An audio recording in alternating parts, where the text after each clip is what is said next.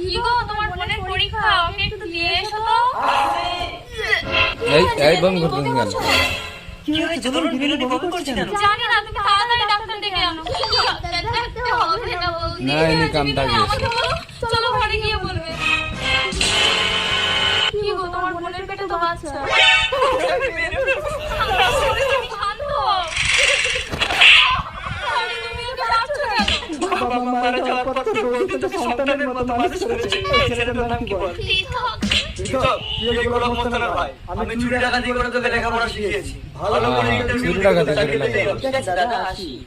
আমি বললাম আমার ভাইয়ের গায়ে যদি কেউ হাত দেয় তাকে আমি পৃথিবী থেকে ডিলিট করে দিই। হ্যাঁ পৃথক, তুমি আজ রাতে আমার বোনকে বিয়ে করবে। তোমরা আমাকে জোর করে নিয়ে গেলে আমার দাদা আমাকে মেরে ফেলবে। তোমরা আমার দাদার সাথে কথা বলবে। ওই গোলক মস্তান কখনোই এই গরিবের বোনের সঙ্গে নিজের ভাইয়ের সম্পর্ক করবে না। দোলন, তুমি এই ঘরের ভেতরে আটকে রেখে বিনুনিকে সাজাও। আমি এক্ষুনি বিয়ের বাজার করে আসছি। না, ভালো হবে না।